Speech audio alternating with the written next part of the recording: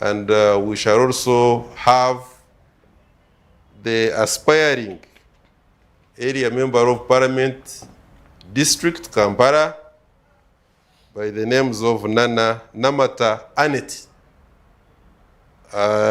They must be a little bit held up in jam, or they must be climbing the stairs.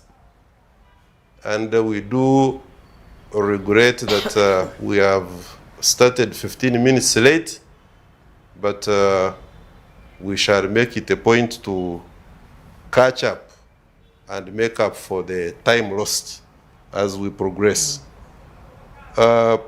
Patricia, you greet our viewers. Sure. And after greeting them, you've heard the topic. Tell us of what you make of the topic itself. What does it say to you? And as you share, so that the population, the audience, knows what they should expect from you. Floor is yours. Thank you, my comrade, Council Rugarama. You're welcome. Very nice to see you, and a Happy New Year to all the viewers. I greet you all in the name of our Lord Jesus Christ, and I thank the Lord that we have crossed a couple of thresholds to be here. And my name is Patricia Magara, as you've been told, and I'm a senior manager, legal services, Kampala Water, which is under National Water and Sewerage Corporation, and it's very exciting to be here.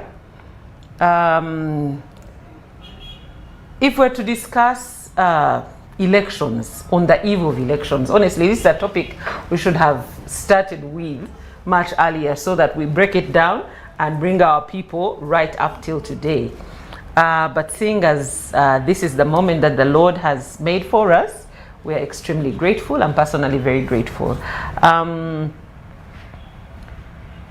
When the current government was being ushered in, I remember a statement of His Excellency the President saying that this is not a mere change of guards, this is a fundamental change. And over the years, since 1986, we have been experiencing levels of fundamental change. It may not be what everybody wants it to be, but we are getting there. It is a process upon process, and I personally believe that our constitutional rights are being exercised by those that want to exercise it, because we choose to disenfranchise ourselves or to enfranchise ourselves. So basically, the exercise is not a force upon anybody, although we call upon every responsible Ugandan to cast their vote in order for their voice to be heard. Naturally, I will say, because of course I have my personal allegiance, I will ask the voters, the viewers, to cast the vote to protect the gains tomorrow. And the people that are protecting the gains, as it is the government that is being run by the party of NRM currently. So if you're out there as you are, tomorrow morning, dress up, go cast your vote, vote the bus, vote President Museveni, and vote any other NRM flag bearer for member of parliament. We're voting for woman MP, and we're voting for direct members of parliament or constituency members of parliament. So I am requesting the viewers to simply take charge of their rights and go out there and exercise this right. So in other words, Patricia, yes, you are saying that in as far as the question is concerned, this is not just a routine constitutional ritual, but it is a truly consequential exercise. Absolutely, 100%. It is meaningful to the normal Ugandan, to every Ugandan. In fact, some people think that it's only for the adults that are of voting age or that are registered voters. But every exercise that encourages us to vote simply pushes us forward. It is an example that we set for our children, for our grandchildren. In that case, it becomes a ritual, because then we want our children to learn from us. We want them to learn how to vote, how to exercise their right publicly, because it's a constitutional right, regardless. So this is something that we must call upon every responsible voting Ugandan to take responsibility and go out and cast their vote, regardless of which party. In as much as, of course, I am asking people to come out and vote in favor of the party that I personally subscribe to, which is the NRM. So I am requesting every Ugandan, regardless of your background, the actual leader, and I'm talking about the president, the actual leader whose manifesto makes sense and is relatable to every Ugandan, be it a child or an elderly or a person with disability, every person, even foreigners. The actual leader that will make sense to all of us is His Excellency, the current head of state, the incumbent President Yoweri Kaguta Museveni Tibuhaburwa. And this is, of course, his second term as Tibuhaburwa. Therefore, Ugandans, I call upon you to come out en masse and vote. Don't get tired of this exercise. It matters. You matter. And so as such, because we are trying to teach the generations after us, the younger generation, that it is all right to vote, it is okay to exercise your right, it becomes a ritual in such a manner. But the consequential issue that needs to come out is that what exactly are we voting for today? Today we are protecting all the gains that we have acquired over time. And the gains are there to be seen in every sector of government, and we need to protect these gains. We need to come out and vote en masse. We need to make sure that the president and the manifesto is brought to life, and it can only come to life by casting this vote tomorrow, the 15th of January 2026. My brother. That is our sister Patricia. We welcome in the house our brother Chintu. Chintu is from the Chintu Moses is our brother from the office of the chairman of NRM, and I take this opportunity to welcome him.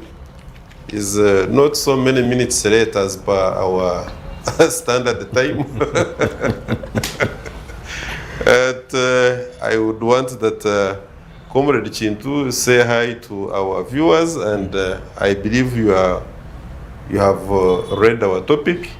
Also tell our viewers what you make of this topic. Okay. First of all, I want to extend my apologies. It's not a culture of me as a person to be late, but sometimes we wish to do certain things, but events unfold as the Lord wishes. There is a verse in the Bible where the Lord says, someone was saying that I would wish to do, but the body is weak. Yes. There are things that we would wish that they happen the way they are supposed to happen, but some events happen and we end up doing the other way. But regardless, all in all, I extend greetings to you all viewers. I want many times to thank you so much. This is the time we're winding up our debate. We initiated this at its beginning. I'm part of the pioneer panelists who were here when we started this show, and I'm so blessed that I'm closing it. It is such a very big blessing. And I want to thank you, our viewers, that you've kept with us all through the campaign period, and the views and the comments that you keep channeling, the feedback we get it from the producers here. And I want to extend a big heart, gratitude. Thank you for loving His Excellency the President, regardless of the weaknesses that we are having as a government, because it is out of those mistakes that we learn, we listen, we correct the errors where they are, and we keep propelling forward. But regardless of all, as Ugandanese, you've shown him love, wherever he has reached out to the different districts to campaign. You have turned up in big numbers, you've listened to the message, and you have decided to rally behind this old man. Our Jaja, we believe in him, is worth, and we know that God gave him to us as a gift, but not only to us as Ugandans, but to the entire East Africa and Africa as a whole. And I am so much hopeful that tomorrow, Ugandans, you are going to answer a big call to the entire Africa by voting highly His Excellency Yoweri Kaguta Museveni. Now, members, our dear viewers, you will forgive me, because when you give a microphone to the Public Relations Officer of NRM, you will turn this, and I want to have a disclaimer that we are not campaigning in any way. That is the best that you can expect from Chintu Moses, given his office. Although it is your right to no, campaigns were closed. for the candidates. For the candidates, they were closed. No, even the agents. If you, We are not agents. If you carry yourself, We're not agents. they say if you move like a frog, Oh my or God. croak like a frog, then indeed you are a frog. So you may not be an agent by way of appointment, but if you do those things that agents do, then you become one. That notwithstanding, I'm again sticking with you, Comrade Chintu, that tomorrow is election day. I would rather put it correctly. Tomorrow is voting day. We have been in the election cycle. Tomorrow is a voting day. And we are saying, is this a routine constitutional ritual, or it is a consequential exercise? What do you make of this topic? What comes into your mind? One of the pillars that we have in the national resistance movement is democracy. And the exercise that we do each and every after 5 years, that we are doing tomorrow again, it is one of the pillars of the democracy we are talking about. For Ugandan, like you've said that it is seeming to be a ritual. It is not a ritual. Because had it been a ritual since our independence time, it would have been like that. But it is not a ritual because from the time of independence, we saw an election that was disregarded, and later an election was redone, and we had a government that ushered us into independence.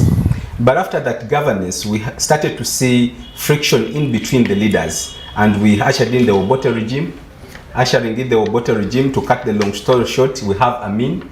Amin didn't have what you are calling as a ritual, and it's why I'm saying that it's not a ritual. And it took us a big time that in the Obote II regime, there was an election. What happened. There wasn't transparency as we see today. And this man today we are calling Jaja, he was a very youthful man by then. He was able to lead a big delegation, and I am very much pleased that today we are having Honorable Magara Patricia. This is the daughter of the revolution. And his dad, rest in peace, Afande Magara, is part of those able young men then who decided to sacrifice what they had, and they went to fight to liberate this country. So what we are having today, for what you decided maybe to call a ritual, I don't know if you meant it, it costed lives of people. It's a question. It costed lives of people. So people lost their lives. In Nruwero we have mass graves.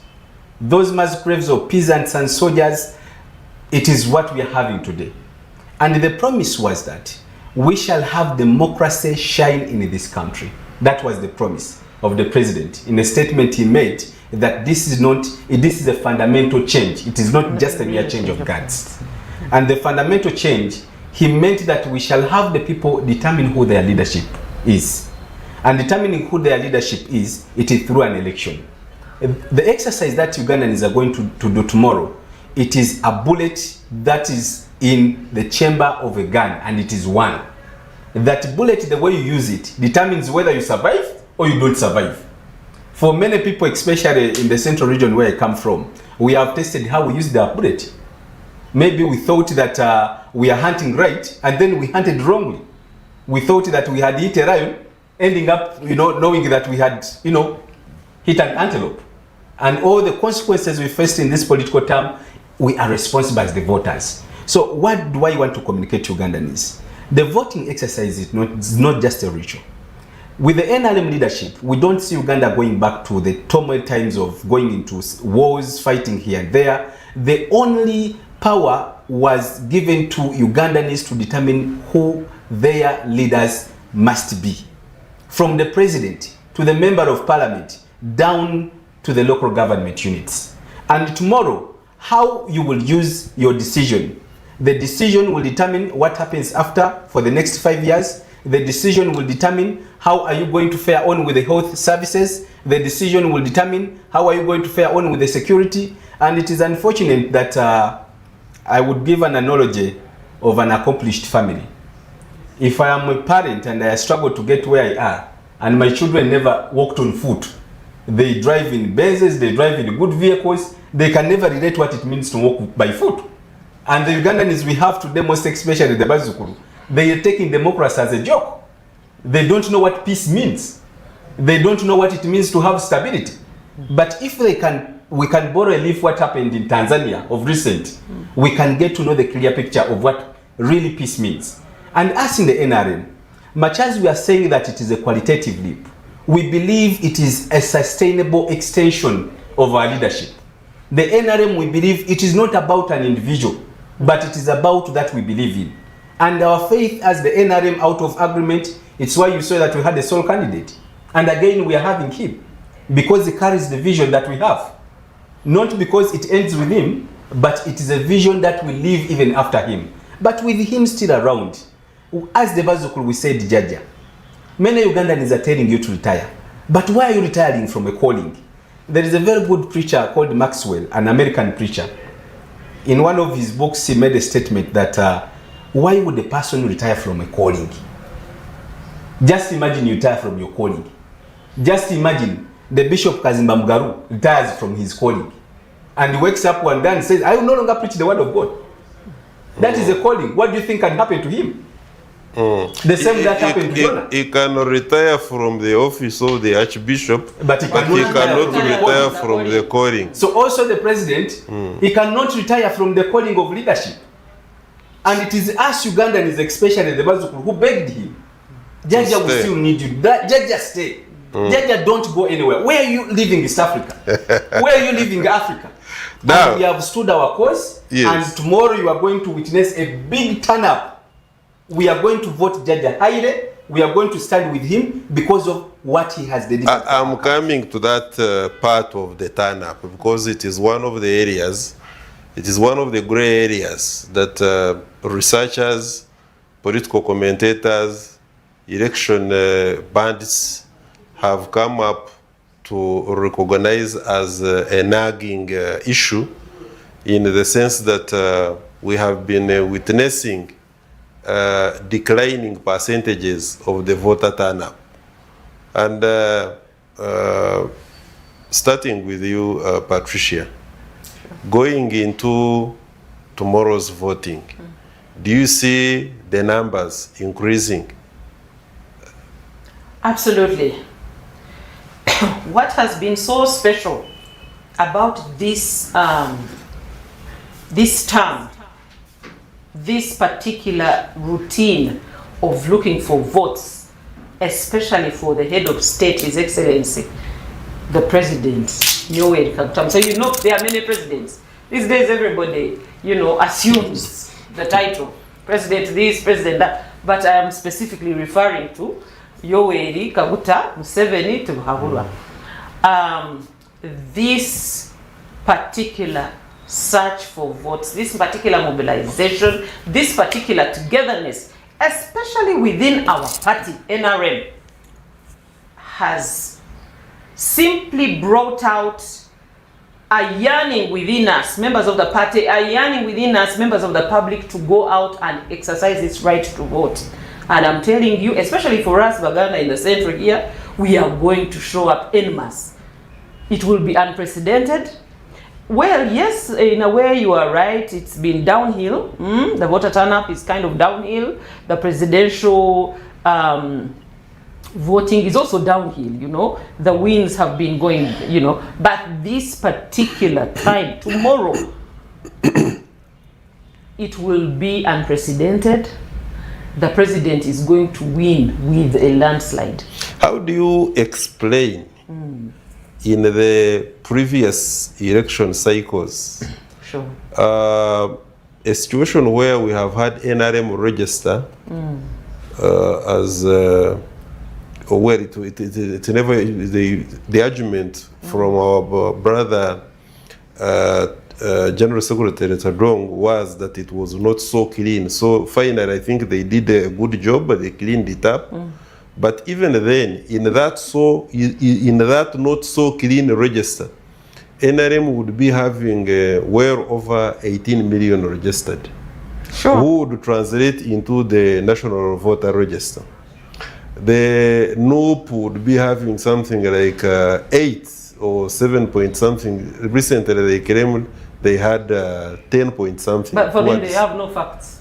Well, The register is in their heads imaginary. we shall come to that. It's very imaginary. Now, how do you explain, given those numbers in the individual political parties' registers, that when you go to the general elections, the presidential, for instance, you have got His Excellency in the last concluded. Did he go above 6 million voters? They didn't reach. The Bob Wine was around 3 point something. He didn't go to 4. Now, when you combine that, you get something like maybe total 9 point something to 10. And yet, we are talking about registered voters who are into 20 plus. Doesn't that worry you? What causes that? And the cause for the increased declining numbers turning up to vote, does it not affect the legitimacy of who finally comes up as either the president or area members of parliament? Well, what's your take on that? I really thank you for that particular question, because it gives me an opportunity to explain to our people, basing on the ideology of the NRM. The NRM is largely ideological, and it's based on Pan-Africanism. So we start inculcating members of the party or into the party at the age of 16. Eligible voters of the NRM and eligible members of the party truly begin at the age of 16.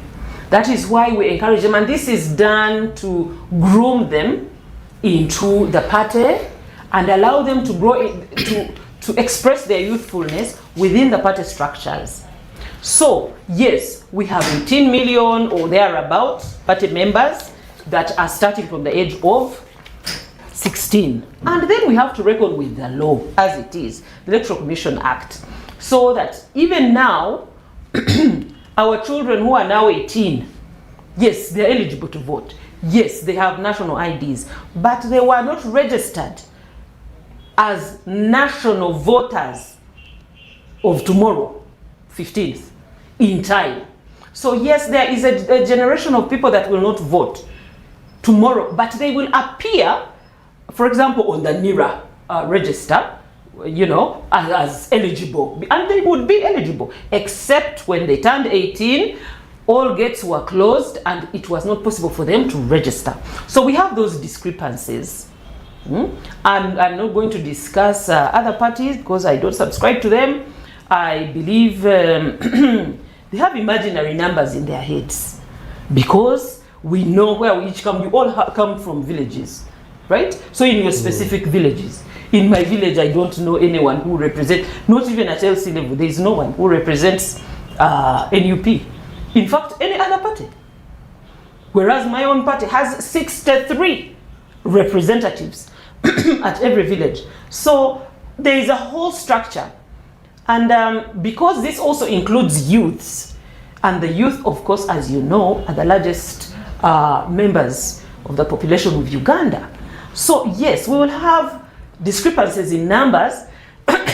What I expect out of tomorrow's vote And election, therefore, is that we are going to double what we did last elections, which is 2021. 2021 was bound to look the way it did. We had COVID challenges. So the voter turnout was really, really low. Quite bogus, as a matter of fact. But nevertheless, it happened. This year, 2026, we have tested, and I'm glad my brother Moses Chintu brought it up. For us here, we voted in a very haphazard manner, if I may say so. We have learned our lesson, and we are going to show this country that we are willing and ready to vote for NRM. We're going to vote for President Museveni and the party flag bearers at every level, by the way. Because after tomorrow, we have other local government elections, right? Oh, yes. Elections are ending on the 4th of February. Oh, and yes. we intend to show this country that we are present at every level. We are going to show up. And this is not just mere words. Patricia, We're going to show up in action. still keeping with you, this body you work for is a government body? Separastato. Separastato. Meaning what? That it is not a government body. It's an agency. You are a lawyer. It's an agency. Electoral Commission is a government body. Uganda Human Rights is a government body. National Environmental Authority is a government body. Yes. National Water It's a government. is a government body. Yes. So you work for government. Yes. I'm very proud of it as well. Okay, Yes, sir. that's fine. Chintu. However, Yes. the views on this station are not necessarily Why are you going? representative. Why are you going? You see, lawyers. It's a disclaimer. You see, lawyers, you are very complicated. Why? Me, I have not gone there. I've asked my question. It has been answered. Because Now we are going to have another intentions. question. Comrade Chintu, Garaba. we are preparing. We are preparing in a few minutes from now to go for a break. But let our audience get to know from you, as the public relations officer of the office of the chairman, NRM, your mandate, people have claimed, is more or less, or you appear to be set up to complement the efforts of my former Garant Elephant, Richard Todongo's secretariat, the NRM secretariat. Going into tomorrow's voting, how do you rate your input as the office of the chairman, NRM, into strengthening the victory, if it happens, of NRM? Maybe before I could answer your question, I don't know what you meant by asking my sister and concluding with national water. Thank you. I want to make it clear Now, that even if a person is a civil servant at the level of a police officer, they have their constitutional right to vote. They are only stopped from doing what we can call being very partisan when they're executing their duties in their offices. But away from their offices, they have their right, a constitutional right, to affiliate to any political entity if they wish, but they need to strike a balance between what they're doing. So I don't want you to put it as a way that she's here talking about President Museveni and she's a member of National Water and Strategy Corporation. Now, Patricia, just you will pick it up from there. I can see how this is. This, if not guided properly, this will turn into something else. But Patricia is a lawyer, and she understands, frankly speaking, very well when a question is put to you and you answer it. I put a question to you, you have answered it, and I'm satisfied. So, Comrade Chintu, you answer your question. So, Yes. Now, the office of the national chairman, it is the office of the chairman of the party. It is the office which is formulated under the constitution of the National Resistance Movement. And what we do in the office of the national chairman, one of the cardinal roles of the chairman is to do what it takes to strengthen the party. And all that we do under his guidance is to see that we strengthen the party, we make the party grow more, we make the party achieve the objectives or the values that it believes in. But on the side of the chairman, he has promises that he makes to the party at every time he contests. Because in the NRM, we start the elections from within. And the chairman goes into to ask to be given another mandate. And he was awarded another mandate as a sole candidature. Why? Because we believe in what he's doing. Not actually just believing, but we admire and we are very much sure that that is the strategic direction we are supposed to take as the party. So what input have we made? The office of the national chairman, unlike then, this time around the chairman, who is the president, entrusted it with the young people. And he has given us a room to see that we make a contribution to the party. And I want to appreciate the fact that our vigor is felt by the fact that you have the office of the national chairman and you can question about it. That's a big communication and an answer about our standing in the public.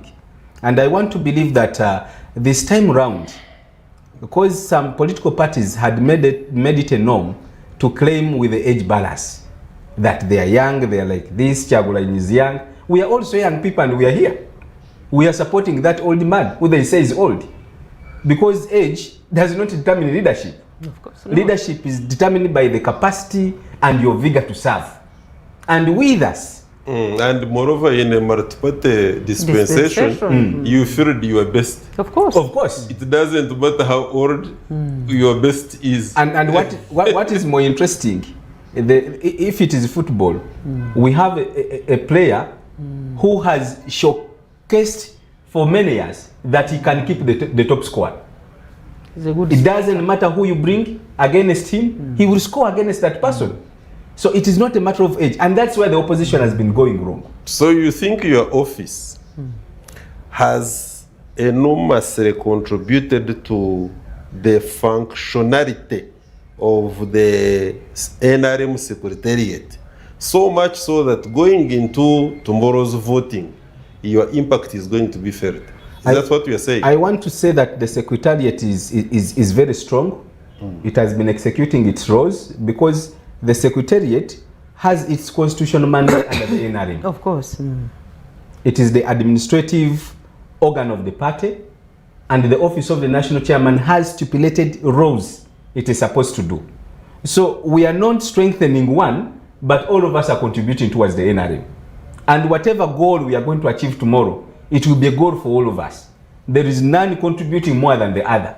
For us, we believe when we go out to hunt as the family of NRM, what we bring, it is for the family. It is not for a unit within the party. And I want to supplement as a beneficiary. You see, my brother Chintu is an employee of the office of the national chairman, but I am a beneficiary of the things that have come out of the office of the national chairman. Office of the national chairman has simply, if I may be so bold to say, embarked as soon as the president was sworn in, and I want to really extend greetings to Hajat Uzeiye Namyalo. Salamu alaikum wa rahmatullahi wa barakatuh, my sister. And I thank you for the work you have done. That lady has delivered. All of these people have delivered. They have delivered to the end, to the dot. Everything that the president said he would deliver in his manifesto. Through his office as national chairman, they have tried their best to deliver. They have delivered at every household. And I was part of this because I was a flag bearer of the NRM in my constituency. I was a district chairperson for Women's League in my district, and I saw this happen. I even supervised, I went around all 624 villages of the district were taken care of, nearly every household. got chickens, got feeds, got goats, got cows, all manner of livestock. Got seedlings, got tools. Yes, tools, empowerment tools, got everything, name it, we got it, and we got it on time. And we got it on time, so as a beneficiary. If I Flowers to the ONC. If I may ask this, they have really been helping, and they have helped deliver the mandate that the president swore to the government, to the people of Uganda, to deliver. And I want to also add that when they got to the ground, they never ever separated people. Nationals of Uganda were not separated according to their party allegiances. They simply gave these things to every Ugandan as every Ugandan deserved. Okay. Now, Comrade Chinto, this you will try to answer as we wind up for the first half. Do you think that these elections, which against the advice of the Supreme Court as per Amama Baba's petition, Supreme Court made a number of recommendations. The only recommendation that was implemented, which the general public also says out with a tongue in the cheek, is that the name of Electoral Commission was just changed to Uganda Independent Electoral Commission, with the recommendations of the Supreme Court not being implemented as per the Amamba's petition. Do you really, when you look in the camera, think that the voting tomorrow is going to turn out results that are going to be of impact to this country? That's a very good question that you've asked, and it is true. The Amama Baba's petition court, expressed itself very clearly, and I don't want to say that nothing or less has been done as per the court's expression, because the election we are going to have tomorrow, it is an election which is pioneering us into new methods that we've never been used for or used to. One, the biometric voting that we are going to practice tomorrow or execute tomorrow, it is calling for total exclusion of any kind of fraud in an election. So that method is strongly advocated for by the president. And even I wonder why the opposition is against it. Because it is explaining and answering the question about the electoral malpractices. For many years, the president has always been reported to that he loses many votes in the act of malpractice. He said actually it is on record that well over 1 million votes of his were stolen by the opposition. 2 million something were stolen by the opposition. Because what they have been doing for the past many rounds that is for a fact of the election, Yes. it is a fact. That's for a fact. Yes. You have evidence. We have Very much evidence. so. But you chose not to go to court. Do you know why NUP chose to withdraw the case? They had petitioned against us. We didn't get to know. Because They should didn't- explain to They you. didn't give us the result. But also you as researchers and journalists, you never take effort to find out why. Is it because you are going to confront them with that evidence that 2 million votes were stolen from you? Why would you think an accuser would withdraw a case he has petitioned against someone? Because they would know they are going to lose, and they were very clear that they're going to be ashamed, broad daylight. Yeah, but we have known in the past that even Warren Chiza Besigye, the many times he has gone to court, court, although recognized the fact that there were a number of electoral malpractices here and there, they were not of such great impact to enable determine court to nullify the elections. Which means they were negligible. Something like that. They were negligible. But we should appreciate, or would be very much appreciative to the leadership of the NRM under His Excellency Yoweri Kaguta Museveni, because if he still has this strong faith of that it should be one man, one vote, it is a big communication to especially us as the young generation.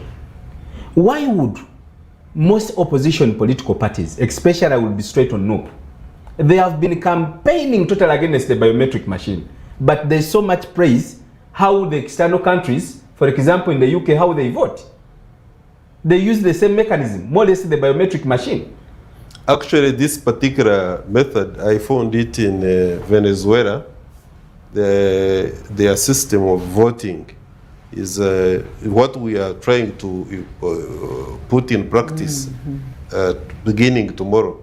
Is a complete replica of what the Venezuelan government has been using. Exactly. We want to have they do a good one man, one vote, but what you are heading does it have implications? Comparing this to Venezuela, only that you went to Venezuela and you have a reason why you are referring to where you went, but also when you go to the UK and the US, you will appreciate the fact that they're using the same system. And those are some of the countries that we believe that maybe democracy is strong. We gentlemen and lady, we are now going for a short You've break. chosen to go for a break just And, because we are telling you And that when we come back, and when we come back, we shall pick it up from there. Yeah, a break now. Go for a break when we come back.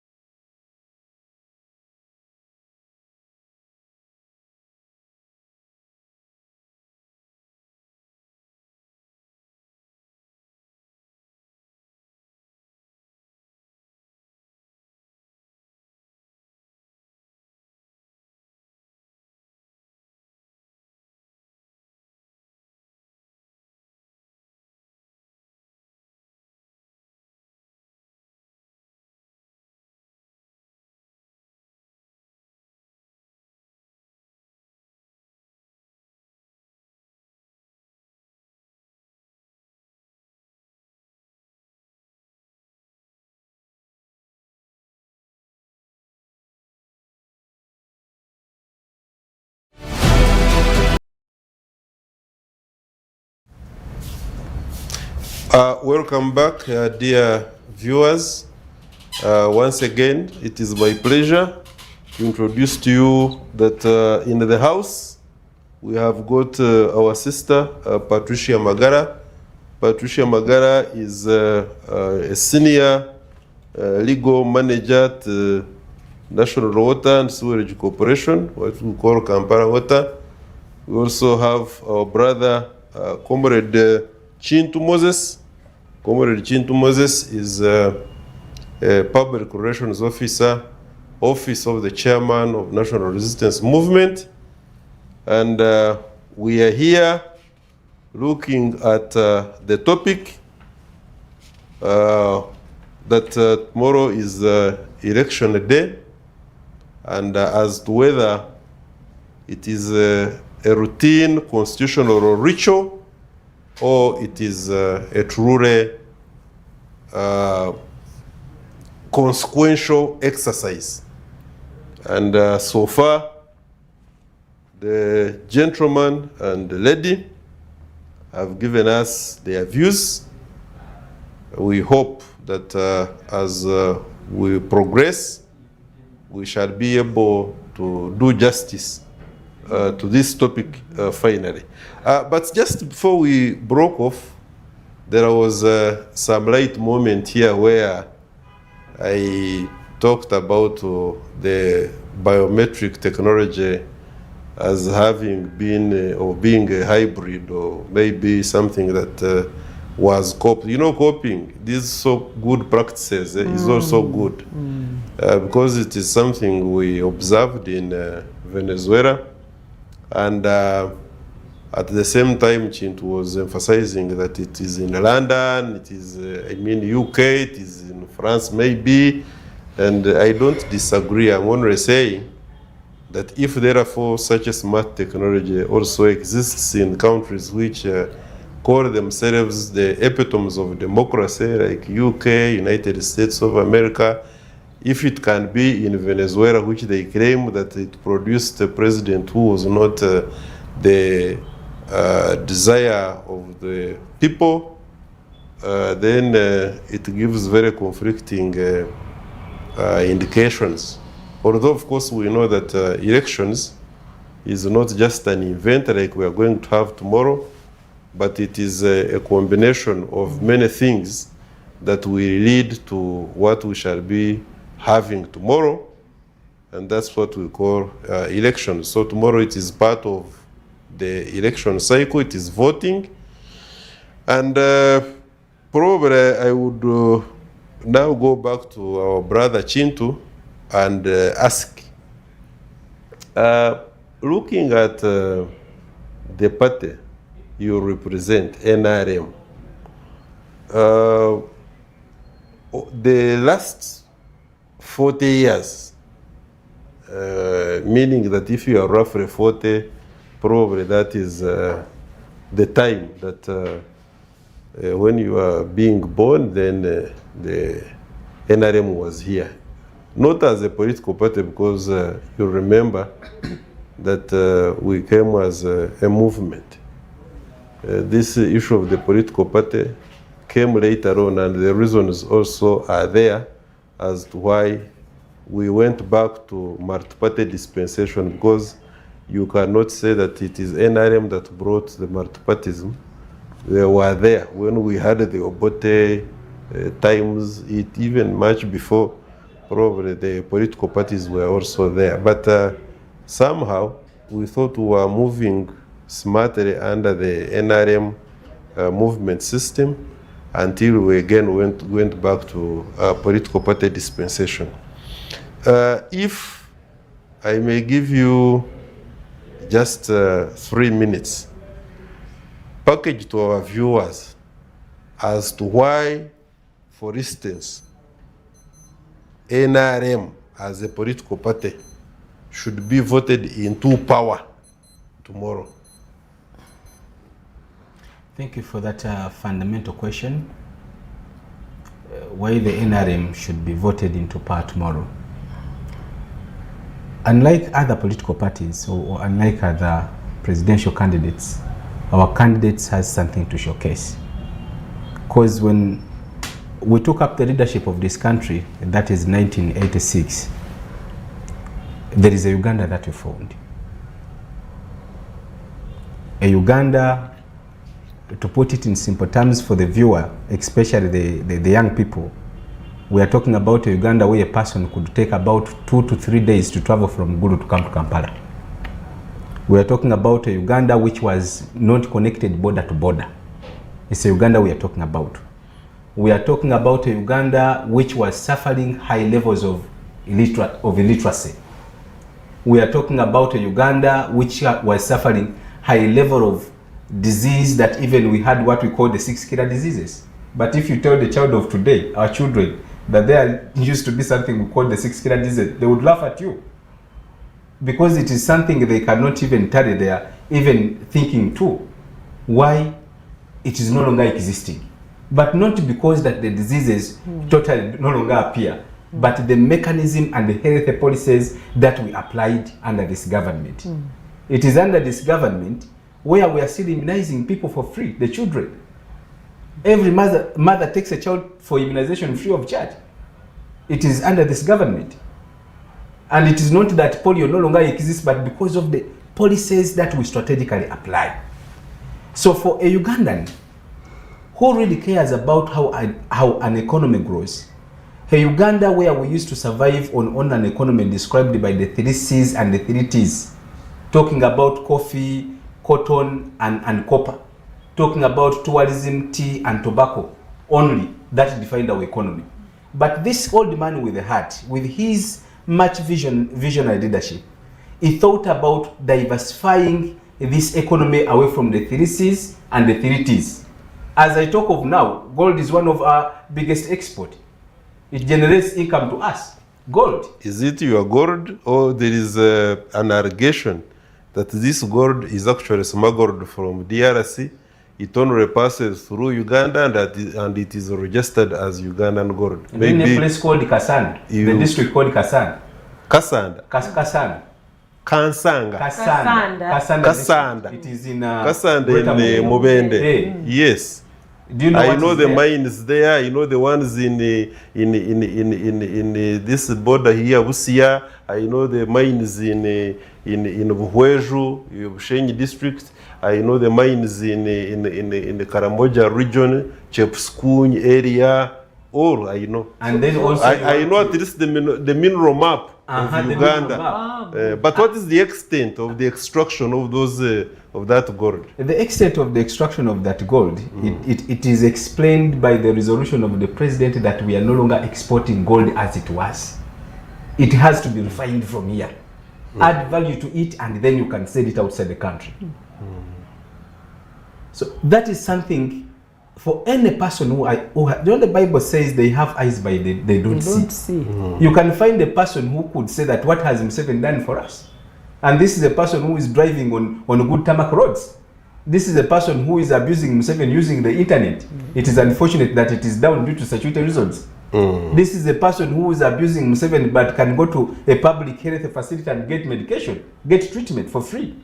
This is a person who can take a child to school, UPE, for free. Now it goes to USE. Comrade Chintu, on that, and maybe finally, do you really think for a number of years, NRM, the party in government, has packaged their programs, explained them to the people to your satisfaction?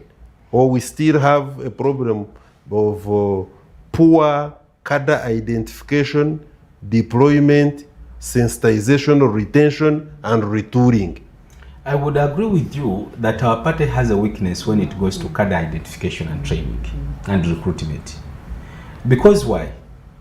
When we look at the times of these freedom fighters, when they were young people just fresh from the bush, carry on add on to them about 15 years, we used to see a country which had almost low levels of corruption.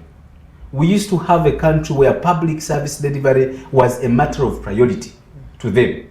But the question is, why is it that we, the products from them, we are failing to co-opt and add more from what they used to do or what they believe in? That is the question we should investigate. And it is not a question about only maybe NRM, it is a generational question. Do you know that the high level of corruption do exist on a generation of young people? It's with the young people who are thieves. Not majorly these old people we blame so much. It's we. I want you to take a sample at the public offices. Let us say we go to internal affairs. Let us say we go to the airport. What is the age in service? It is with the young people. But why is it that we are so corrupt? It is an investigation that we need to take on and take it direct to the household. Something is wrong. Something isn't about the political parties. Something is about the household. You the parent, you the father. Because why? Our president believes that socio-economic transformation starts from the household. That is why many times you see him focusing on the household. Even this PDM we are talking about, that the opposition has so much, branded as being a poor program, yet it is elevating lives of so many households. It's targeting the household. Once a household is better, a household can have income. A household can do the 4-acre model of the president. It can have food security in the house. It can have something to sell and get an income that family can quickly transform into a better family. It's true. Our sister Patricia, yes. You have a background, a legal background. Looking at various pieces of legislations that we have, be it the 1995 Constitution as amended, be it the Electoral Commission Act, be it the Local Government Act, be it the Parliamentary Act, whatever you want to look at, in as far as the elections are concerned, are you comfortable that we have got a legal regime, including even decided cases where we can have the case law? Are you persuaded that we have got a very acceptable legal regime whereby we are going to give birth tomorrow, finally, to a very healthy child, given the legal regime? Thank you so much, Council Rugarama.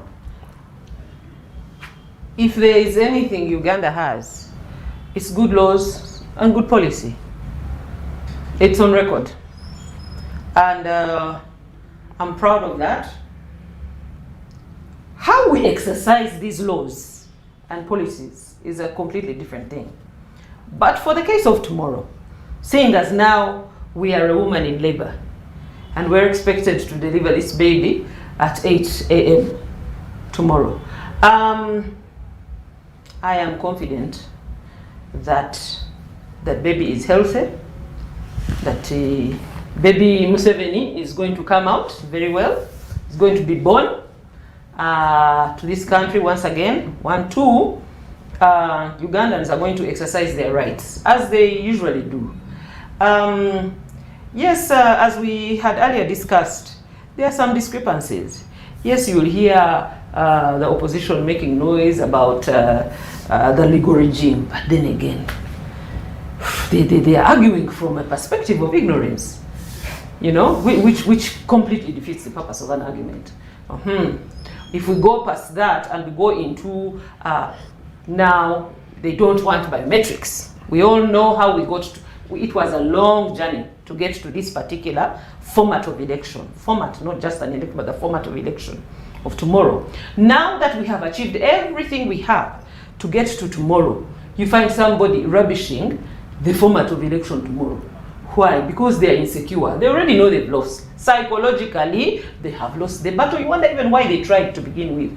But we also believe that it is their right to go ahead and exercise, whatever they do. But why do they trash their country? They don't have a spirit of patriotism. Because they are the same people who are saying Museveni is a land grabber. Museveni has taken away coffee from this country. But indeed it is Museveni who is, and his government, who is putting up different coffee hubs. He's the one distributing seedlings. He's the one giving out hose and all that, and Kumbi Terimbas, So there is a lot that the president is doing to bring to life the manifesto of the last term. But now that we have a new mandate, a new manifesto, the NRM has given him a new mandate, we are looking forward to serving this country better than the last term. So I am confident that the laws as they are, the regime, the policies, everything is good to go in as far as tomorrow is concerned. I want to call upon you Ugandans, wherever you are, please don't listen to this nonsense that people are, intimidating you not to vote. Get out of your houses, shelters, go and exercise your right. Vote, and vote wisely. Protect your gains under His Excellency Yoweri Kaguta Museveni. And it is also my ardent prayer that we vote for all NRM flag bearers at every level, because we want to deliver to the last man at every local government, at the lowest local government level. So we intend to do this. We call upon you to vote, to come out and cast that vote. It's very, very important. Don't think that your vote doesn't matter, however small you are. Your vote absolutely matters. It is the voice that you have. Those guys that don't want to vote, I feel sorry for you, because then again, you are the ones who are going to come here making noise that people didn't do this and that, yet you disenfranchised yourselves. So in as far as the legal regime and policies are concerned, we are experiencing, tomorrow we are going to experience a format, and the newest format in the world for elections, and we pray that it all goes well. The security organs are all in place, the personnel are in place, the material is already delivered in at different stations. We encourage you, and we encourage you to be confident in this process. It is going to be smooth and safe for every Ugandan. Simply listen to what our security leaders are telling us. Adhere, go back home, be safe, and then allow us to listen to what is being told to us by the Electoral Commission officers at different levels. Okay, thank you, Sister Patricia. Please, but still keeping with you, Yes, sir. there is not long, about maybe some 2 weeks or so ago, we had, and this, our brother Chintu will also respond to the same. We have a constitutionally elected president of a sovereign country who the people of Venezuela elected. He has been, he had held government for about a year or so, where one of the reputable foundations to do with the election observer, known as the Carter Foundation, observed the elections, and they gave their report that it is one of the best organized elections, globally speaking. And Carter is a former American president.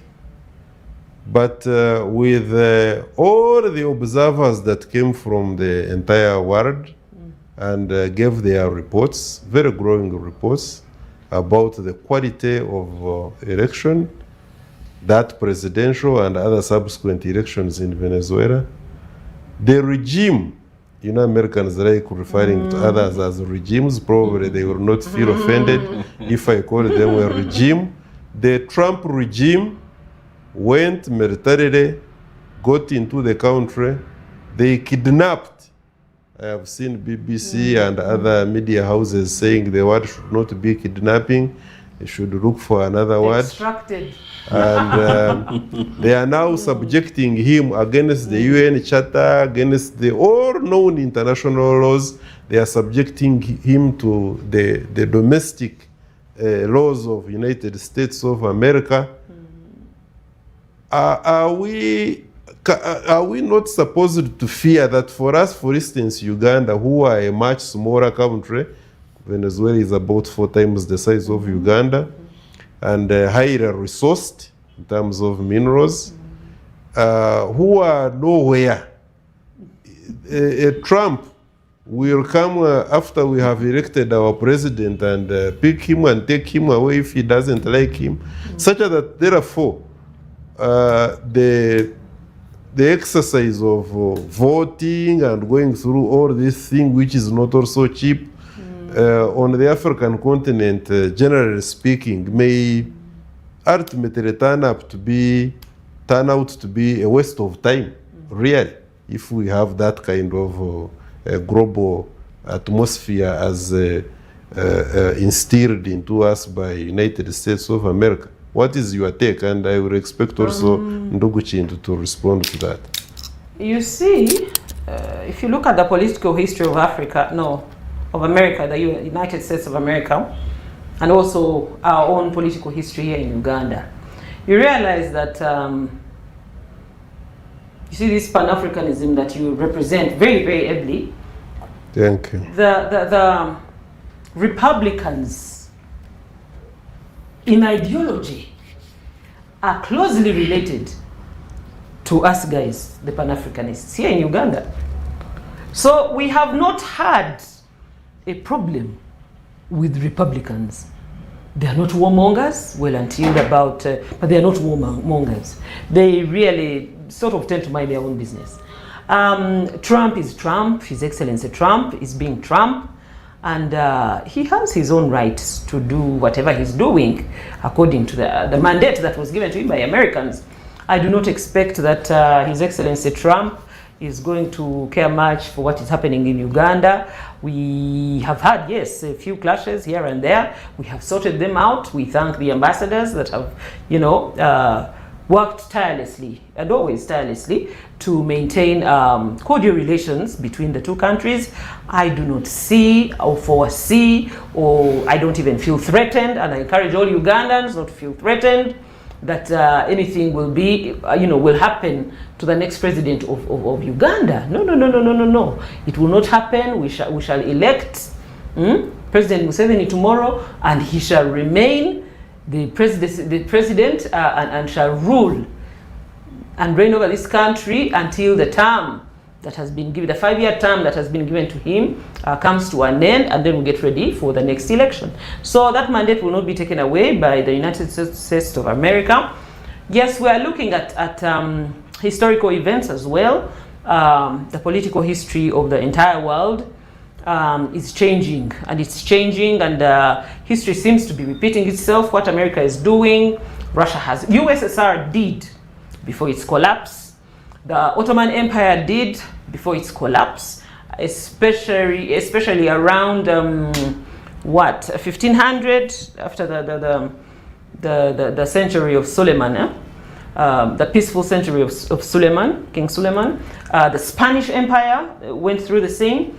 Even the Anglican Empire, the British Empire went through the same. So we're looking at America having occupied the stage of supremacy as a world power, experiencing what former world powers experienced before. Chintu. And so we expect that this is going to be on the world level. It's happened before, we expect, but specifically speaking to Ugandan situation, nothing is going to happen. We pray so. In the name Comrade of Jesus. Chintu, don't you have a feeling that if these people just don't like you, the way they went and picked Comrade Maduro, they can as well come and pick the person we are going to elect tomorrow? What makes you so confident? What happened in Venezuela, it made a great history. That it was the first time? In the world of politics. We saw them, they did it to Saddam Hussein. That one they killed, they didn't take. Yes, maybe Norwegian, Norway, or Panama, Noriega. And they killed. We saw the same. It happened with our comrade, the late Mama Gaddafi. Our president has been so much advocating for what he calls strategic security for Africa. But it is unfortunate that the Africans, a few of them have paid attention to what this old man is communicating. Once he was addressing, he was in Kenya, and he asked them that we are here, but what someone is watching us from up the satellite. We are still fighting using the old methods of hiding behind the mountain, but someone is watching from the satellite. Where is Africa? That is the question he put to them. So what happened in Venezuela is a big communication to Africa, and for Africa to rethink so much about their position security-wise. The act itself was wrong. It is against the international law. It is wrong. But what we have to understand is that all states have permanent interests. What trades America is to show that it is strong. It can do anything. The same like how it happens here in Uganda under the NRM. I want to assure you, no one can attack Uganda and survive. No one. No one can attack Uganda and survive. How is that? Those threats they do, they invade the country. What for the event of Venezuela? They first conspired with the system within the government. That's for sure. America had no capacity to just go and capture His Excellency, the President of Venezuela, as they did, without a conspiracy of the people within his government. So it informs the African leaders, who are the people around you? The enemies within. Who are those enemies within? Who is the Kawukumi, as Mzee refers to it? But he's a man who many times checks on the Kawukumi within his government. Is a man who is ever alert 24/7 +1 about the enemy. They call Kawukumi. The intelligence of Venezuela betrayed their own government. How happened so fast that they capture the president, and then we see a rapid deployment across the country, even on the sea? How happened so fast that even the vice president is sworn in quickly, and the president of America, His Excellency Trump, is addressing the media and referring to the same? Would you have rather left the country without a credible government?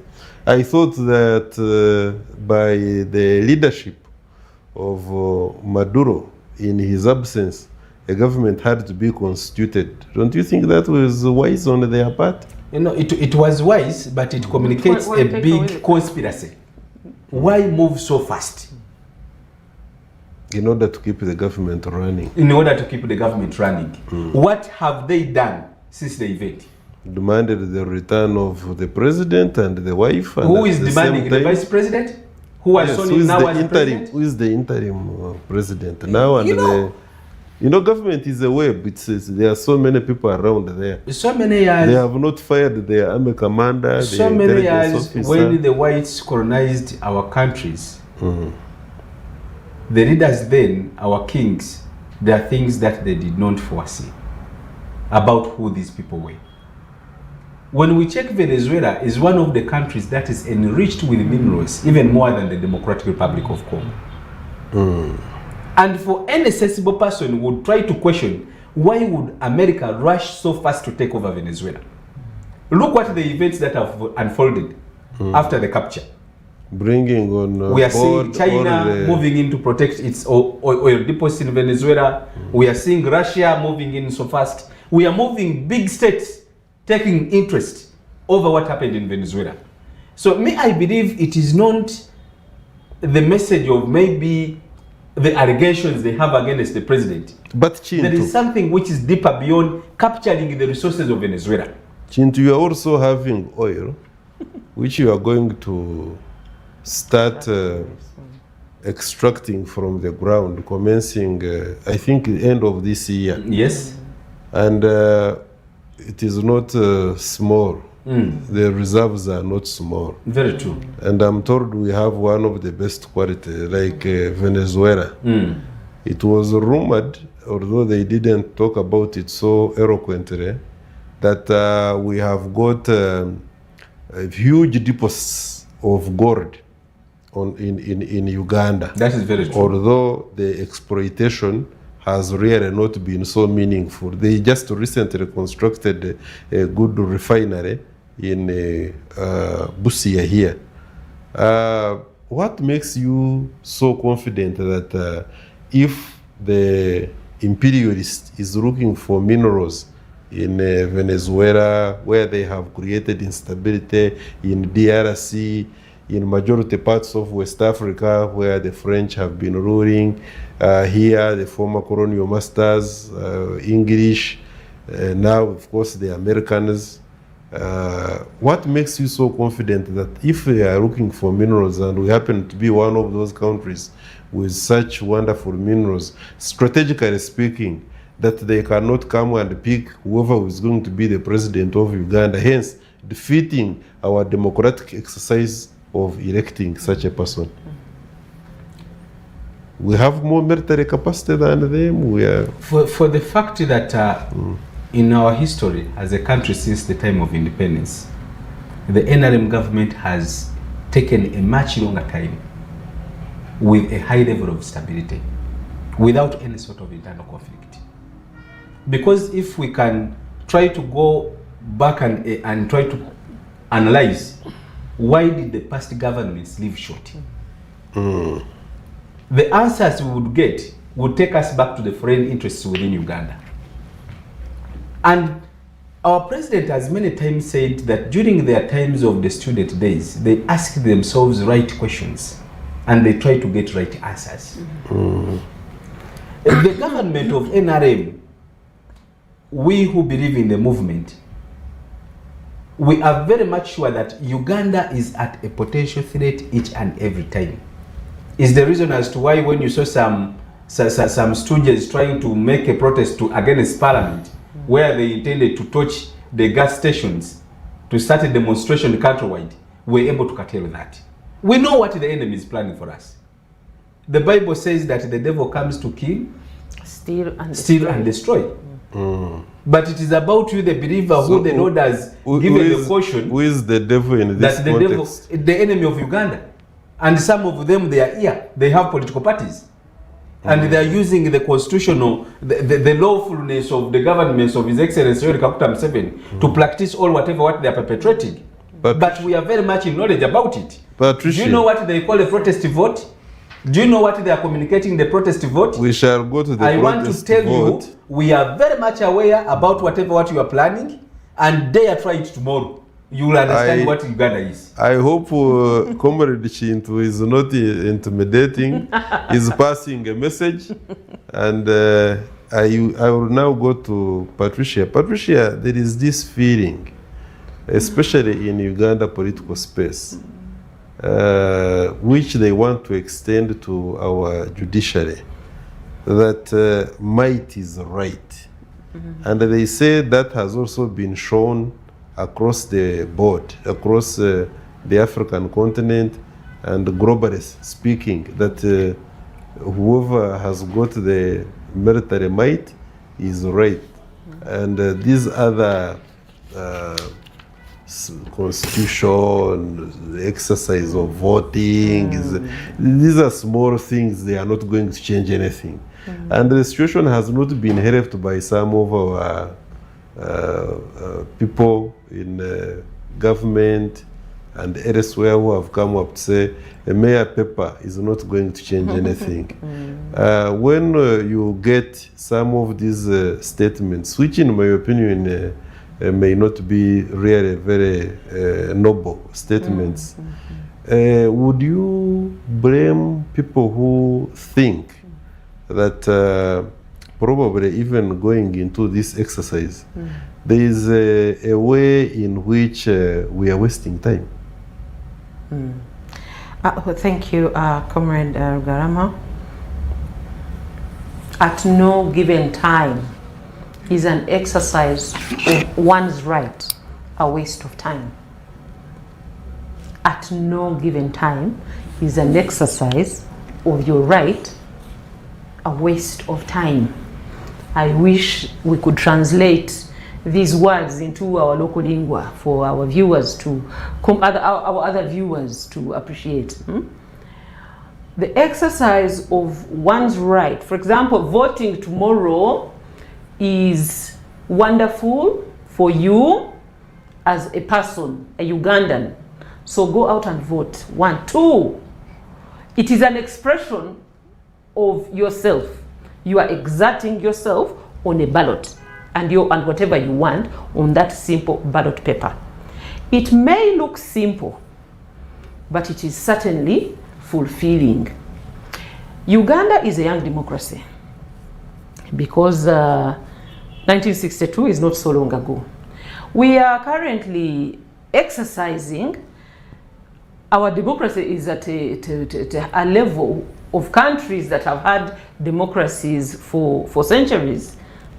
So you want to say that now Ugandans have adopted a format of election that has been adopted also by America, which America has been, free since 1776. For your information, that United States of America allowed the blacks to vote, even women. No women. Not more than 40-something years ago. You see, for us, we are far.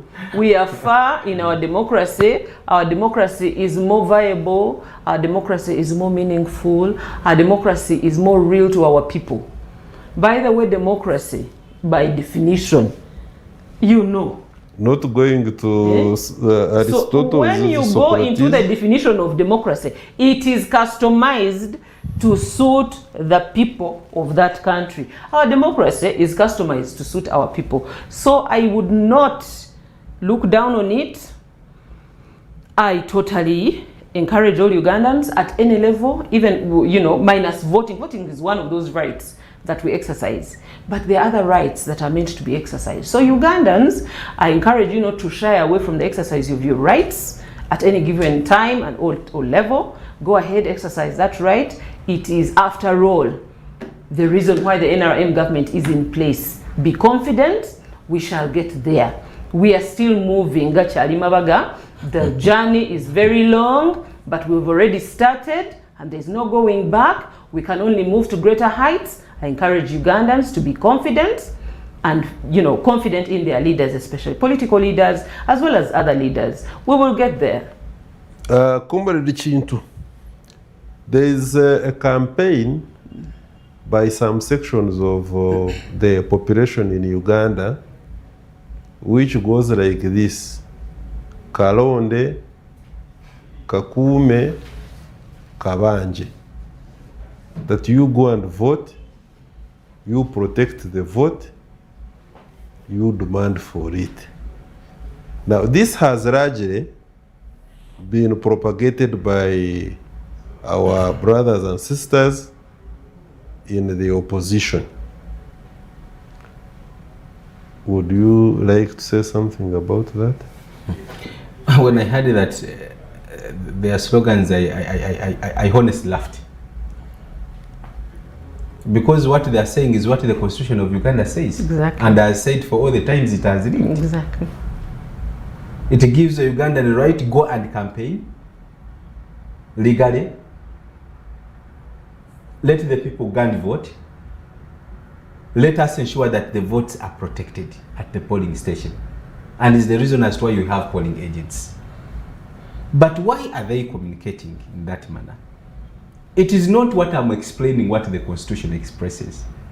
They have a hidden communication which they are trying to pass.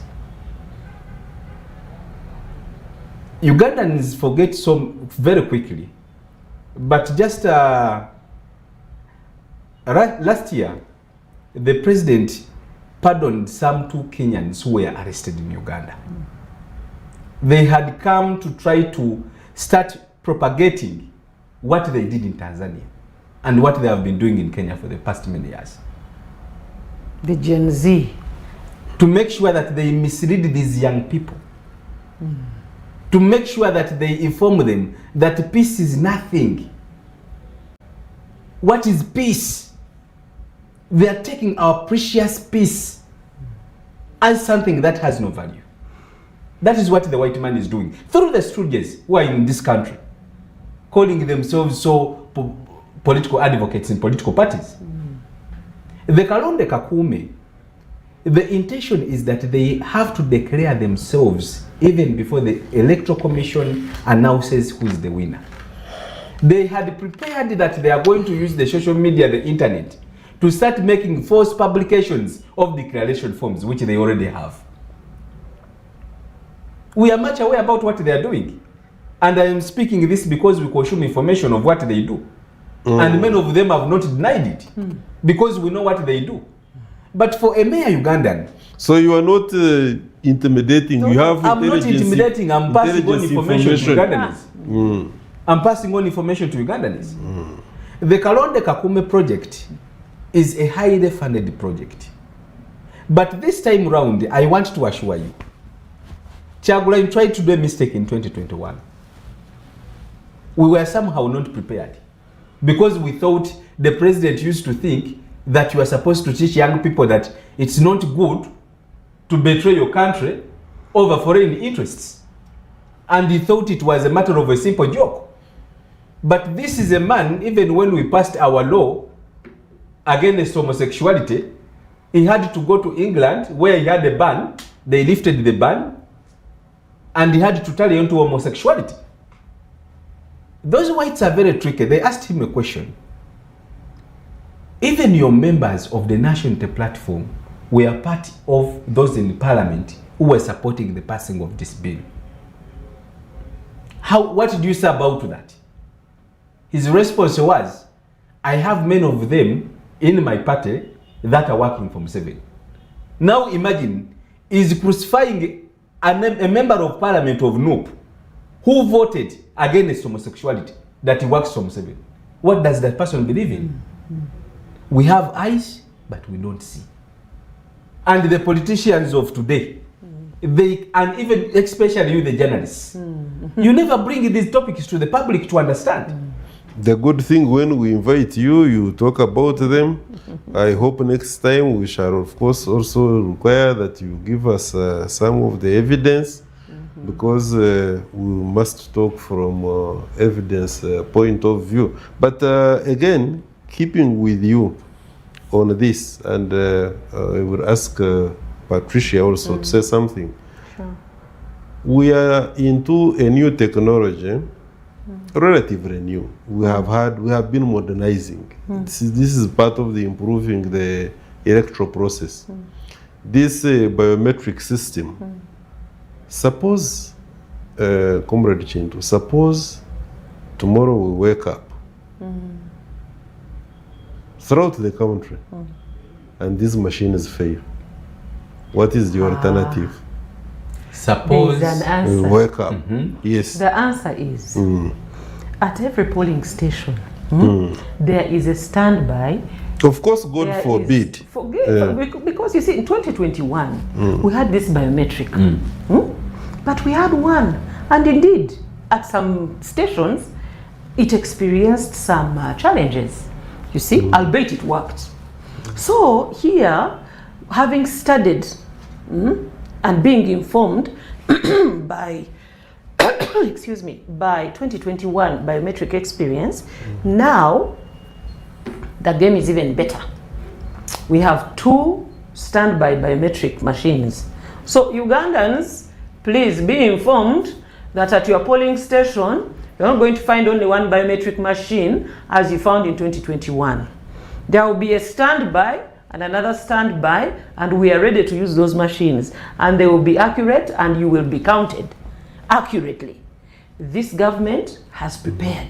The Electoral Commission We are has just prepared. Patricia. We are The just assumption is we assuming have a backup plan. that assuming there is an externally generated virus to tamper, which is pre-programmed to tamper with this system and cause commotion throughout the country. What is the fallback position of Electoral Commission to continue with the exercise? Holding all those other facts constant, I would say we have the raw data. We have the raw data from NIRA. We have the national backbone supporting this system. We have the actual data, physical data. How do you say? Hard copies. Those are Even registers now. So you have the biometrics, but biometric is not the only thing that is displayed. From the biometric, you are going to go into the actual data. Remember, this has not just what we are saying. Even in the so-called very fast economies like United States of America, you remember the Al Gore incident, where the whole American electoral system failed electronically, and they had to go manual. So we are saying, assuming the machines collapse either through the external negative engineering or whatever happens, God knows, we have a backup. Electoral Commission will continue and we shall have elections.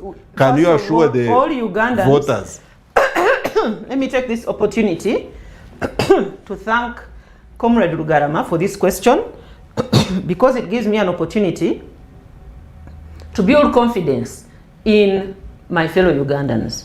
So fellow Ugandans, tomorrow is the national polling day. We're going to be voting for the president, the next president of this country, and we're going to be voting for members of parliament, for direct members of parliament, and also women members of parliament. The biometric system, should it fail, we have the manual system. In fact, the biometric system is not the only system that is available at all your polling stations. All polling stations are going to be run both by the biometric system as well as the manual system. They are going to work in tandem. And we shall vote. We shall come out. You will all cast your vote as long as you show up at your polling station with your national ID, with your voter slip. You will cast your vote regardless of any problem or mishap that might be anticipated. So whatever thoughts have been created by maybe certain elements in the opposition, please, Ugandans, come out en masse and vote. Your vote will be counted because your vote matters. Regardless of what might happen, even when it rains, you will vote and your vote will be counted. So I pray that the Lord gives us His good graces as usual so that we can exercise this very, very, very crucial right. Brother Chintu, are you confident of what your government has done in the political space going into voting tomorrow, that the ground has been leveled, all the political parties have participated freely, and that whoever emerges winner tomorrow or the following day will be a product of a free and fair exercise? I am very much sure that that is going to happen again because it has been happening very many times. There are individuals, I would give you an example of Sem Junganda. Sem Junganda of Kira is one of the characters that we disagree with politically. But all the many times the people have said that this is the person we want because maybe he knows how to abuse President Museveni. The man has been declared.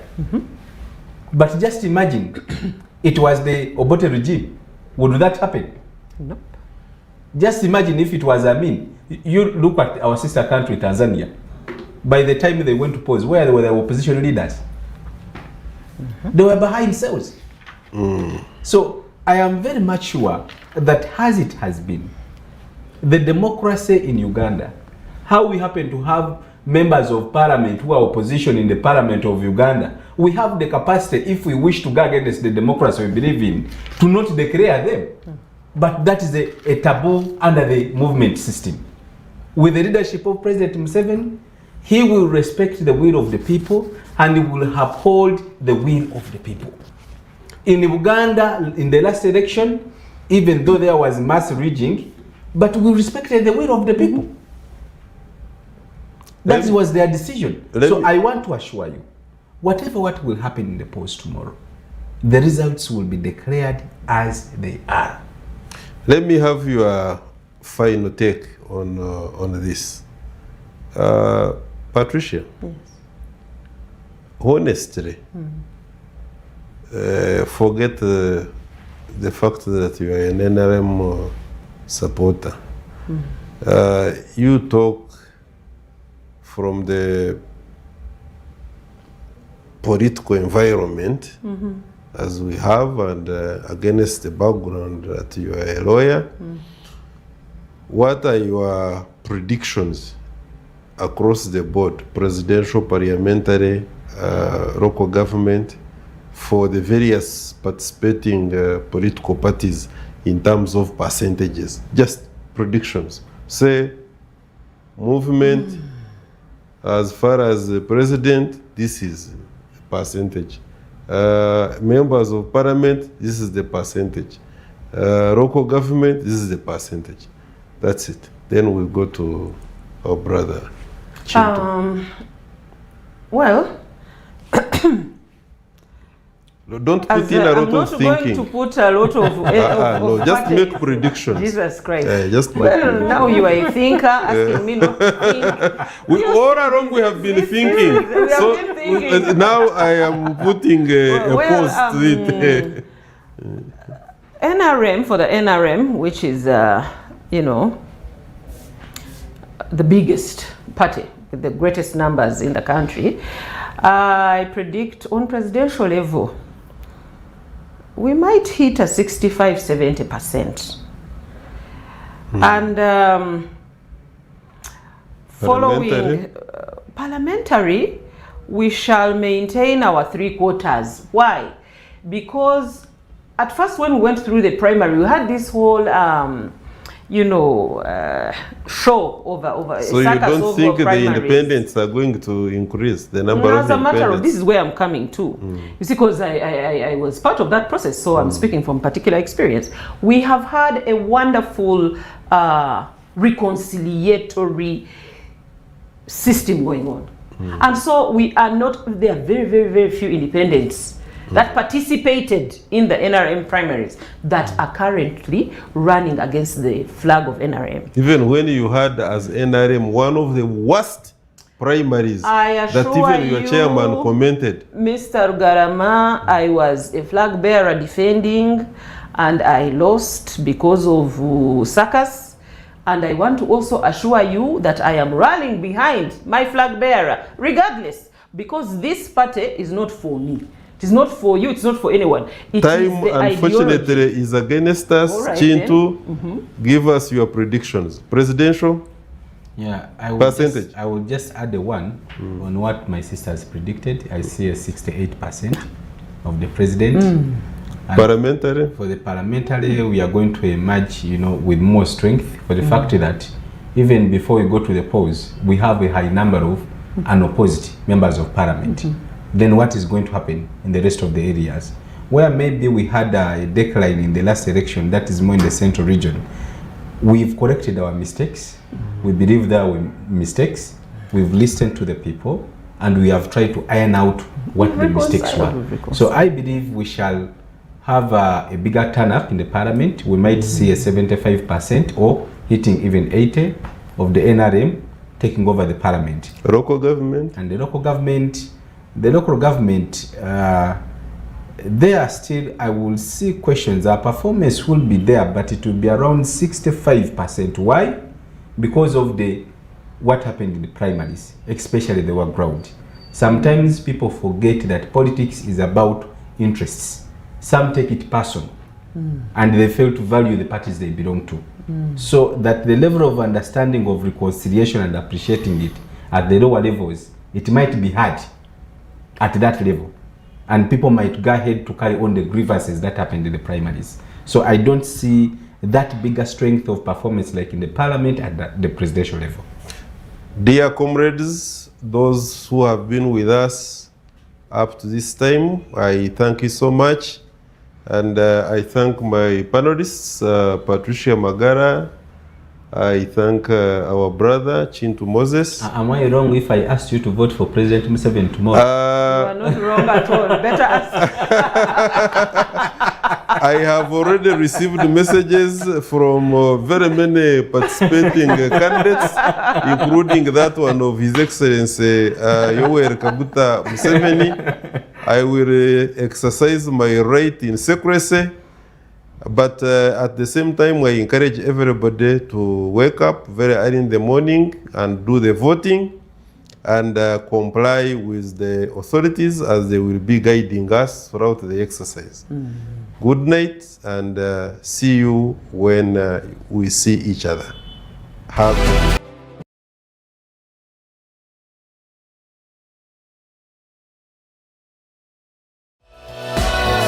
This is Church of Uganda Family TV. Enriching lives. Regulated by the Uganda Communications Commission.